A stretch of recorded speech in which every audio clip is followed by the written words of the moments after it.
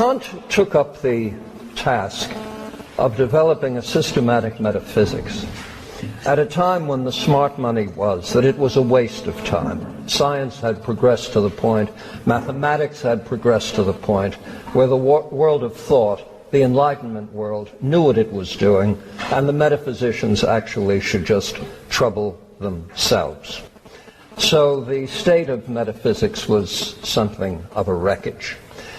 And many of the wiser heads thought that it could be safely regarded entirely. And so I usually like to begin these lectures with Kant's insistence that even as you set out to ignore metaphysics, you're probably engaged in some form of metaphysical speculation yourself. He says that the human mind will ever give up metaphysical research is as little to be expected as that we should prefer to give up breathing altogether to avoid inhaling impure air. There will therefore always be metaphysics in the world. Nay, everyone, especially every man of reflection, will have it, and for want of a recognized standard, will shape it for himself after his own pattern. So you're going to do this whether you like it or not, and one of the objectives of the critique is to have us do it the right way. The results, as you very well know, are mixed. Not only mixed, but many regard the project as a dead letter. Jonathan Bennett, in the Philosophical Review some years ago, wrote this: "Most of the critique of pure reason is prima facie dead, because prima facie dependent on wholly indefensible theories. So the commentator's dominant problem is to display the life below the surface." Now, I think that this autopsy report was surely premature, because in the 40 years since Bennett reached that conclusion, don't ask how many hundreds and even thousands of dissertations, journal articles, books, treatises, presentations from lecturns have been addressed to this alleged corpse. It's a case of mistaken identity, I should think. I think the dead body that Bennett found was a body that he had misidentified. But Kant faced this in his own time. After the first edition, which came out in 1781, it was obvious in no time that both friends and critics systematically misunderstood what he was trying to convey. Kant reacted to criticism with his characteristic intemperate, frustrated impatience. He refers to, quote, "incompetent judges who, while they would have an old name for every deviation from their perverse though common opinion, and never judge of the spirit of philosophical nomenclature, but cling to the letter only, are ready to put their own conceits in the place of well-defined notions, and therefore deform and distort them." But his critics did have a leg to stand on, and if you've been wading through the first critique, you'll be sympathetic with the frustration of critics who are often not clear as to just not only what Kant means, but what the purpose of the entire project is. What is the project of the first critique? What's he trying to do? It's not enough rather airily to say, put metaphysics on a scientific foundation, because we've yet to define metaphysics or come to some agreement as to what Kant would mean by scientific, let alone putting something on a foundation. Sebastian Gardner says this. This is all by way of encouraging you to approach the book with great optimism and cheerfulness. Sebastian Gardner says, "Virtually every sentence of the critique presents difficulties. Attempts have been made to provide commentaries comprehensively illuminating each individual section of the work, and some of these run to several volumes without getting near its end." And then one commentator, noting what it's like to read the Critique of Pure Reason, says it is, quote, "a disagreeable task because the work is dry, obscure, opposed to all ordinary notions, and long-winded as well." Who said that? Kant. In the Prolegomena, this is his reflection on the Critique of Pure Reason. disagreeable task, dry, obscure, opposed to all ordinary notions, and long-winded as well. So you should be very enthusiastic now about taking up the first critique based on these judgments. Kant got to this during his pre-critical years. He was a highly published scholar.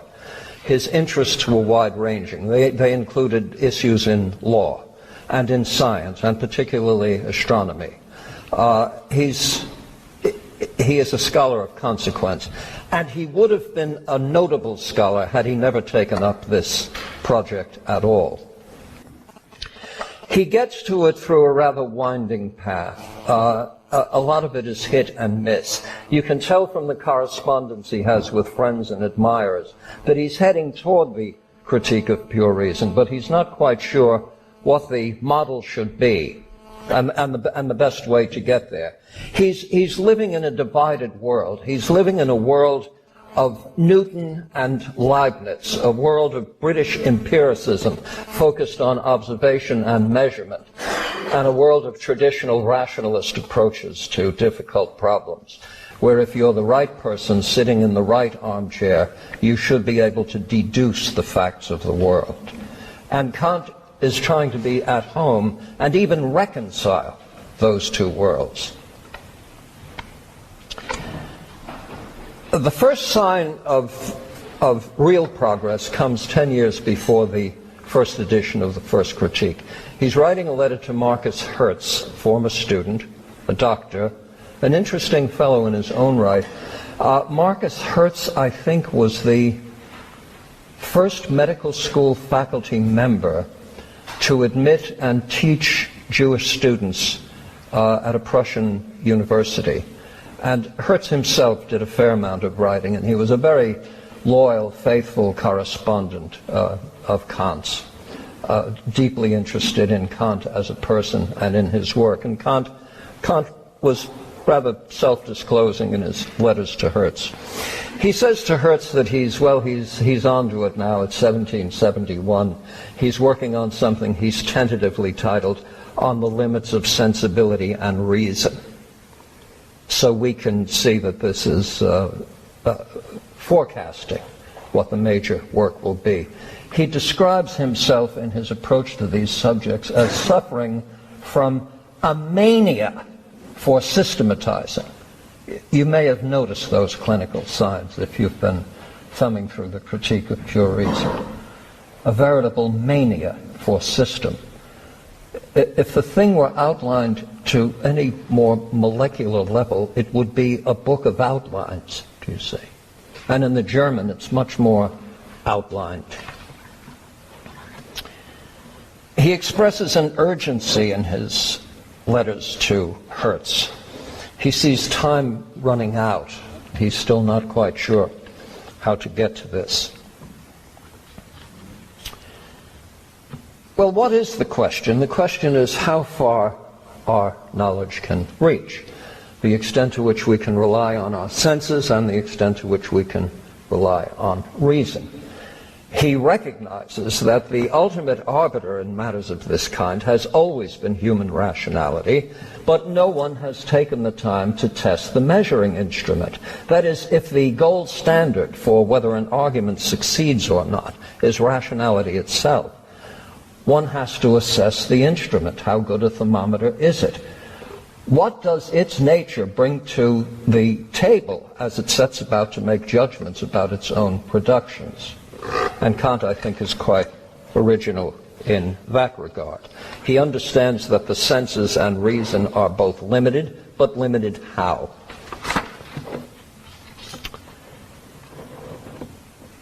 Now, what was the project? If someone were to ask you, as one day you will be asked if you're doing philosophy here, one of those easy questions, what was Kant's project in the first critique? You have 3 hours. What will you say that the project is? Karl Amerix, who is a distinguished Kant scholar, sees contemporary Kant scholarship as giving us three alternatives. Amerix adds a fourth. First, to develop a systematic metaphysics serving as a refutation of skepticism. So the gray eminence here, of course, is Hume, who awakened Kant from his dogmatic slumber, and one certainly can read the first critique as a sustained defense of our epistemic resources against Hume-type skepticism, which is the most developed form of what might be called the empiricist path to skepticism. Now, what is it about empiricism that culminates in skepticism, in some form of skepticism?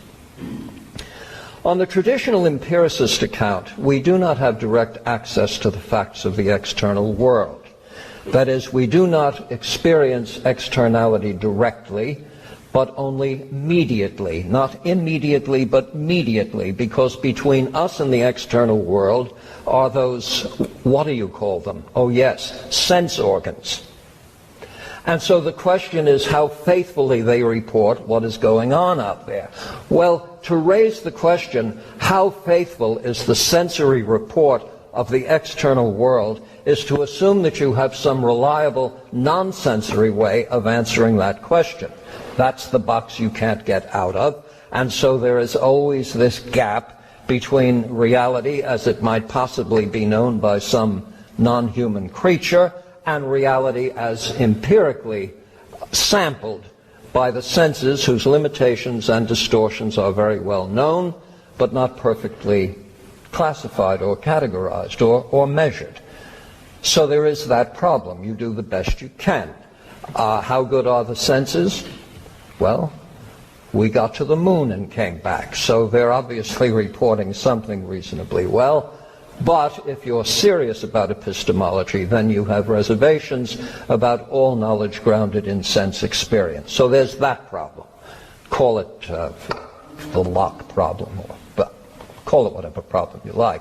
It's one of the consequences, certainly, of a radical empiricism. And there are gambits that can be invoked to, apart from Kantian ones. You could adopt a form of realism, a Thomas Reid-type realism, according to which the alleged gap is not a gap at all. In fact, you see what is there. Your knowledge of the external world is immediate, not mediated. And I shall have a few things to say about that, maybe even today, and surely in the course of these lectures. Well, you might also say that the project of the first critique is to develop a metaphysical system that will provide the right kind of foundation for science. And I lean in the direction of Kant attempting to develop an argument that will ground the objectivity of science. That is to say, Kant is not trying to redeem the wisdom of the plain man. He recognizes the errors that ordinary thought would be prone to. But he also recognizes the profound success of the Newtonian project, the 17th century project, the age of Newton and Galileo and company. And this surely can't be based on iffy and epistemically chancy Hume-type vulnerabilities. So what metaphysical foundation at once respects the achievements of science and provides a grounding so that science itself understands the basis upon which its claims ultimately depend? One might argue that that is the project of the first critique. Amerix gives us a third option, which is the enduring problem. He calls it the enduring problem of ontology. Now, what is ontology? Well, you all know what ontology is. You're philosophy students. Willard Van Orman Quine says the nice thing about ontology is that it can be defined exhaustively by three monosyllabic English words. What is there? Well, what is there? Now, Locke, surely one of the fathers of modern day British empiricism, was at pains to argue that the endless metaphysical disputes about the real essence of things were idle to begin with, because we lack the capacity to know the real essence of anything. All we have is what Locke referred to as the nominal essence of things. It's the way we, in virtue of the way we perceive and cogitate, it's the way we come to label things, people and carpets and light bulbs and computers. We give things names based on general characteristics, and it's largely the shared experiences of a community that settles on the meaning of a term. As for the real essence of things, that's beyond the reach of our very senses. Now, how does Locke come to a conclusion like that? Well, he is an older friend of that very clever young fellow, Isaac what's-his-name. And according to Newton, ultimate reality is corpuscular. That is to say, the ultimate material basis of everything is beyond our visual capabilities. So the real essence of, this is how Locke spins out the particular theory of mind that he advances in an essay concerning the human understanding. What are ideas? Ideas are something fabricated out of elementary sensations. Well, how does that work? Well, elementary sensations are very much like the corpuscular elements of mind, do you see? Now, by a process of association, these elementary sensations are pulled together to form elementary ideas. And what is that process of association like? It's like gravitational forces that pull together corpuscles to form more complex bodies. So Locke is already giving us something of a Newtonian theory of mind, and on that account, of course, we can't know the real essence of things. No, even a bug can't know the real essence of things. The real essence of things is something very small. But that's not the level at which we examine things. We examine things at this level, and at this level we give things names based on what? Based on the use we make of them and the traffic that we have with them in actual life. Well, this then does create something of an ontological problem. The problem is, all right, we've got these nominal essences, these things we've given names to, but what really is there?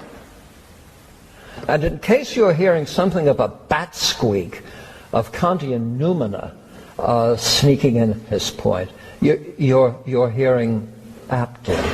You're hearing aptly that there is an aspect of reality which is inferable but not knowable. And the Kantian noumena are not entirely removed from the Lockean real essences. Oh, I can almost hear Kant scholars screaming in protest. They usually take something for that. Now, Karl Ammerich argues that Kant was aware of all three of these issues, but he finally settled on a modest fourth option, which Ammerich refers to as the transcendental option, that would unearth and delineate the conditions necessary for both the scientific and the manifest images of the world, the transcendental option. I will get to Kant and his neologistic use of transcendental a little later. Well, Kant says, this is at B10, when one's reason has learned completely to understand its own power in respect of objects which can be presented to it in experience, it should easily be able to determine with completeness and certainty the extent and the limits of its attempted employment beyond the bounds of experience. One's reason sees what it is doing with the input, if I can use that horrid language. It's because that thing was so difficult to turn off today. I'm going to start talking about inputs. I'm sure I am. Andy, stop me before I sin again. Yes, all right.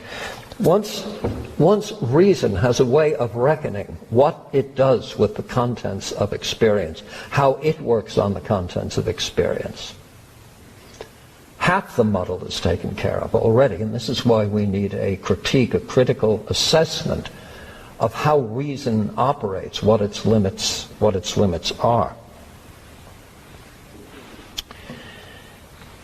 Kant raises a very interesting question, which I think is probably the best way into the first critique. He raises a question in the Prolegomena.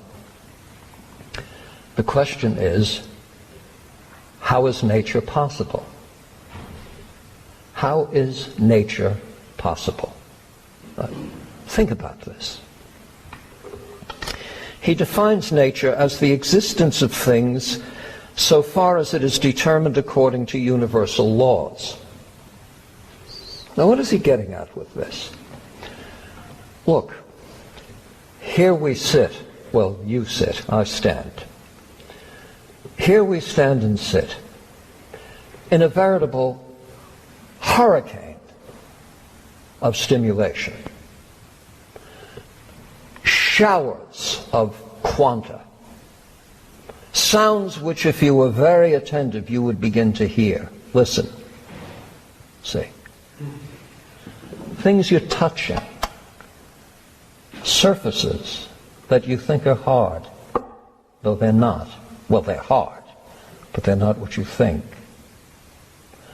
You've got this tremendous bath of stimulation.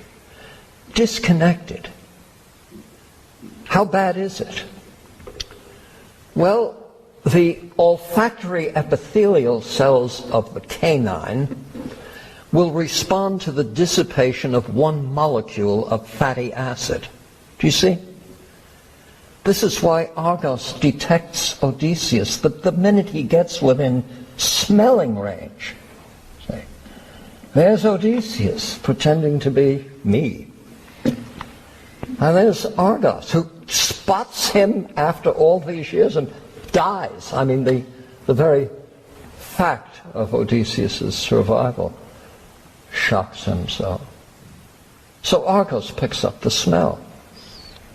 Your dog will pick you up maybe a third of a mile away without wind. Do you see? The best studies of energy at the threshold of human vision indicate that if we can successfully get 2 or 3 quanta to a retinal cone, it will excite a visual response. You generally have to bang the cornea with about 150 of them, because half of what arrives at the cornea is reflected back, and then there's more reflection off the anterior surface of the lens, etc., etc. But if you can get a few to the retina, you'll excite a visual response. Audition is sensitive at the level of Brownian motion. If you haven't done any physics, may I say to you, that is a very low volume. Since most of you have blown out your auditory mechanism with what you refer to as music, you don't have to worry about hearing anything at the level of Brownian motion. You'll be lucky if you hear a streetcar coming, bearing down on you. But the auditory system is, well, you see the problem, don't you? You've got all that going on and hitting a system that's responsive to just about everything. How out of that morass do you get tables and chairs and people and symphonies and rules of law and trees and agricultural principles and shipping vessels, etc.? How do you get the law-governed world of science, given that rash, that epidemic of sensory experiences? What makes that possible? And Kant is satisfied that empiricism doesn't even have a way of addressing the question, let alone settling it. The human being as a passive recipient to these tidal waves of stimulation would, in the words of Sir Thomas Browne, it's a wonderful passage in Religio Medici where Thomas Browne refers to one as staring about with a gross rusticity. Well, we'd go through life staring about with a gross rusticity. What was that? Oh God, what was that? Oh, what was that? You see? As opposed to the lunar excursion model and coming back to Earth, orbiting the moon, etc. How is all that possible? And Kant is going to argue that all that is possible because of what we bring to this otherwise tidal wave of stimulations, the order that we impose on it, that the knowledge we have, in fact, is a reflection of the very rational and perceptual principles that operate as we confront the world. Now you say to yourself, well, for goodness sake, what's new in that? Here's what's new in that. Anyone taking that part of the empiricist story according to which our knowledge of the external world is never immediate but mediate recognizes that we are imposing some kind of effect on whatever it is that gets to us. That's old hat. Nemo discensit bis in idem fluminem. No one ever steps into the same river twice. Everything's in flux, do you see? The trick that Kant has to pull off is how to save, in light of all that, how to save what I prefer to think of as the scientific image from rank subjectivity. That's the burdensome part of the task, to acknowledge what we are doing by way of constructing a lawful reality, and at the same time saving the resulting image from, as I say, rank subjectivity.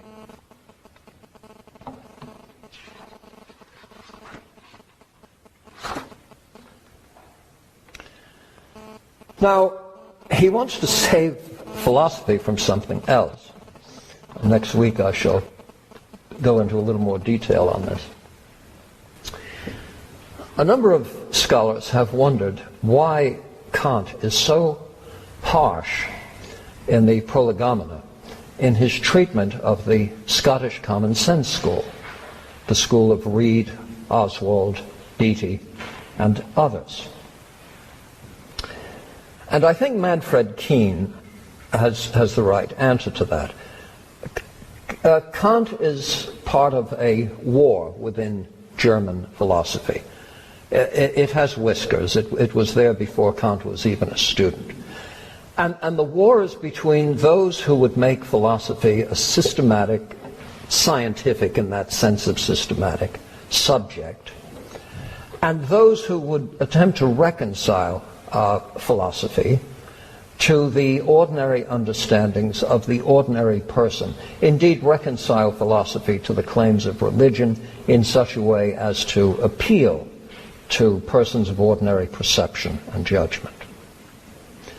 This gives rise really to two rather distinct schools of philosophy within the German intellectual world. The Schulphilosophie, which is the academic philosophy that Kant will defend all of his life, and the Popularphilosophie, which is, as the term suggests, something much more accessible to ordinary sensibilities. Kant, I think, pegged the Scottish common sense school as so close to the Popularphilosophie as to put some distance between it and himself. This is the only explanation for the rather trivializing reference to Reid, Oswald, and Beattie, because there's much in Kant that is redolent of Reidian common sense philosophy. So a few words about Reid. If Thomas Reid were alive and thriving, well, he wouldn't be thriving today, because he was 54 years old before his first book came out, which means he would have been let go about 25 years before he had any occasion to write anything. He wasn't a plodder. He was careful, thoughtful. Probably the scientifically most prepared mind of the period. He knew the math, he was an expert in geometry, he was an expert in, well, I could go on about Reid. We've rediscovered Reid, long forgotten. I think the first paper that I published on Reid was 1978, and good scholars would look you in the eye and say, Thomas, who? Well, that's no longer the case. Reid's Inquiry into the Human Mind is a book you can take to the beach. You will enjoy it. It's well written. It's humorous in places. Reid's concern is that philosophical skepticism will create a wreckage out of philosophy itself. He's particularly concerned with the influence that Hume's philosophy is likely to have. Not because it startles, but because it makes virtually no contact with the successful dimensions of life. That is to say, everything about which Hume raises a skeptical challenge is something that must be taken for granted in all of the ordinary affairs of life. And Reid works Hume against himself in this regard.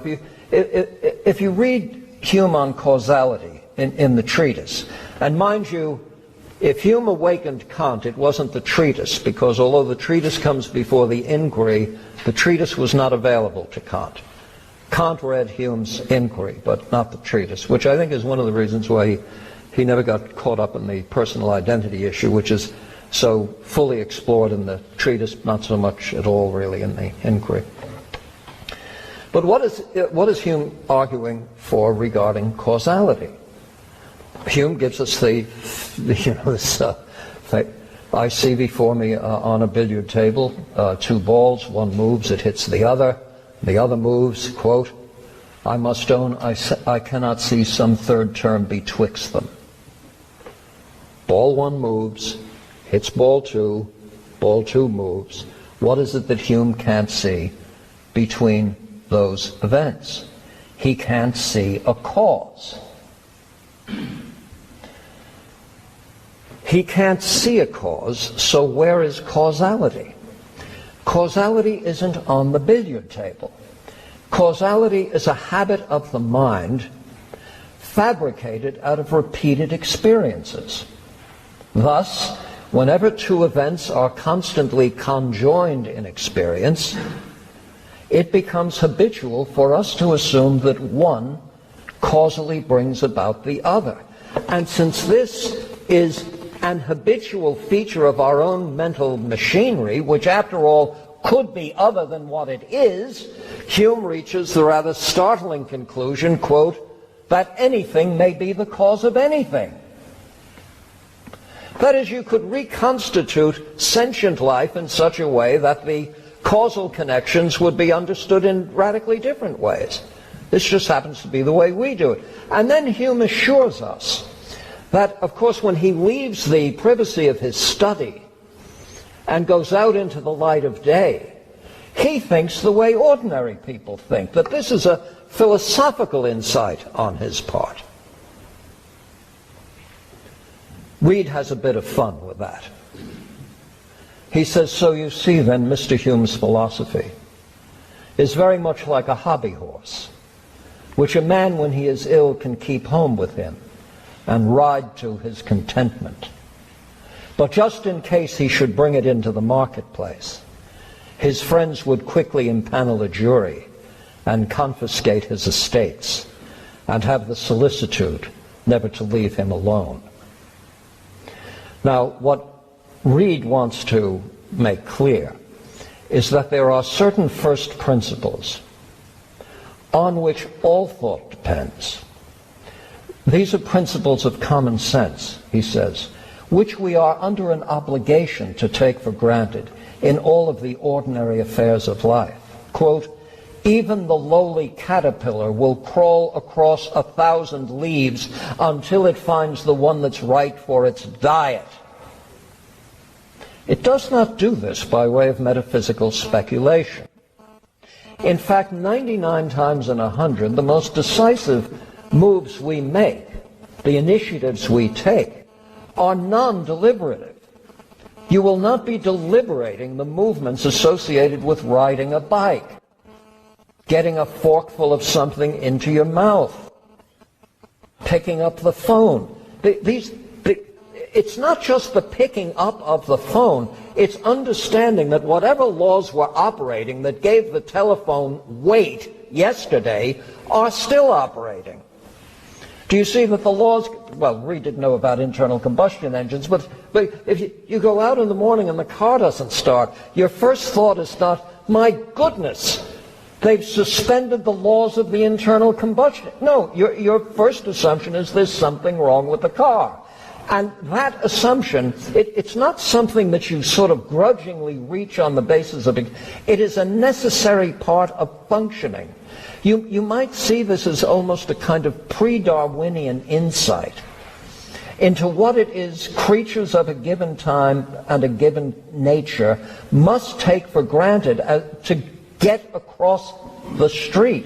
Now, what Reid wants to argue is that a philosophy that officially opposes this, that holds up before a rational being the spectacle of its most basic conceptions being fatally, philosophically flawed, is a philosophy that's going to have a very, very brief shelf life. People will look at it, and they'll smile at the cleverness of the person who advanced it, and then they will get on with the business of life. But Reidian principles of common sense have a kind of cousinship with some of the apparatus that you will see Kant developing under the pure categories of the understanding and under the core principles of perception. So that's a rather long-winded way of saying that there are some Reidian anticipations of Kant, and then the question is, since Kant didn't read English, did he read Reid? And I do want to say that Kant, by the way, took some pride in the fact that his ancestry was Scottish, that the name Kant itself is a corruption of a Scottish name. And we know how avidly he pursued the productions of the Scottish school, because these in redacted form were being made available in German translations very, very quickly. Scottish philosophical thought was not remote from the German-speaking world. A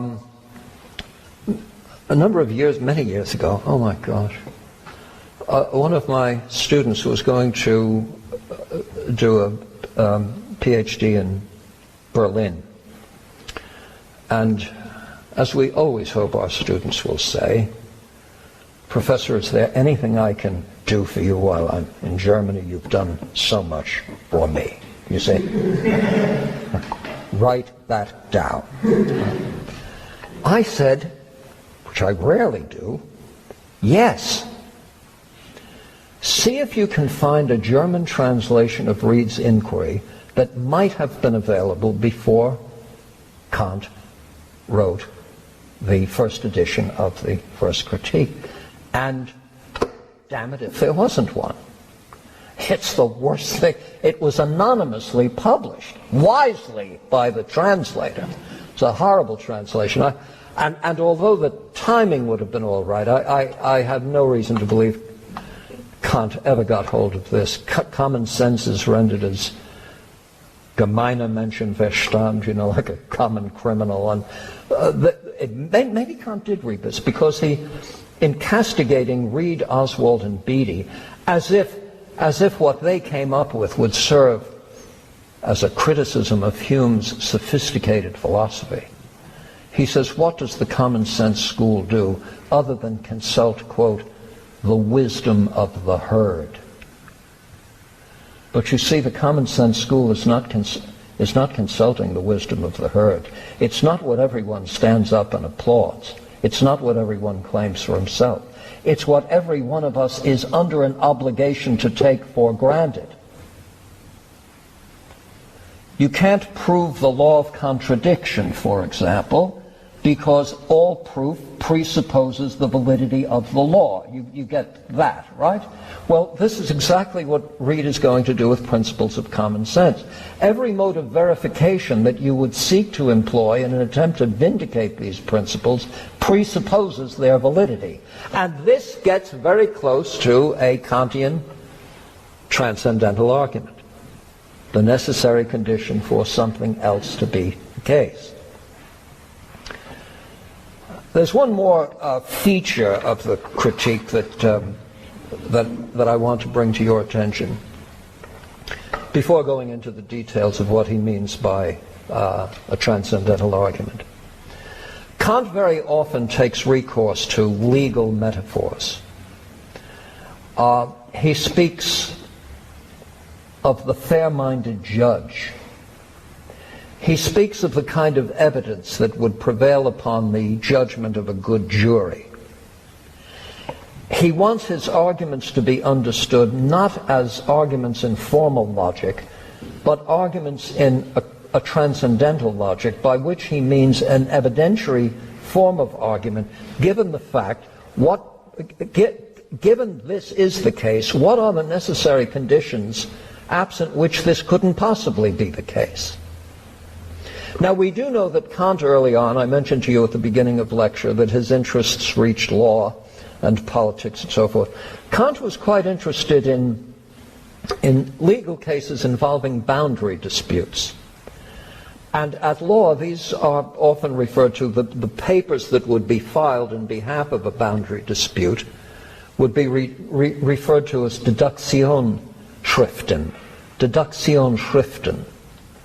And to some extent, Kant's own argument is a species of Deduktionsschriften, where you show the pedigree of property claims, the pedigree of cognitive claims, how far back you can date them, what conditions they satisfy, what is made possible by the fact that they are in place. And I think you would be well served reading the first critique as if it were something of a brief, something of a legal brief, and in places something of a brief coupled with an oral argument. Well, is he just another dead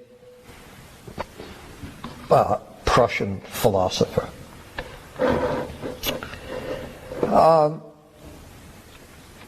This is what we find in a contemporary journal, a leading journal in physics. Quote, "In physics it became quite clear in the last 30 years how the cognition of objects can be carried through. Surprisingly, the strategy which is applied in physics for the cognition of objects follows essentially the conceptual program formulated by Kant, even if the majority of physicists is not aware of this point." So I say this is not only did, in my judgment, Jonathan Bennett misidentify the body, not only is the body not dead, but in some fields the body is very much alive.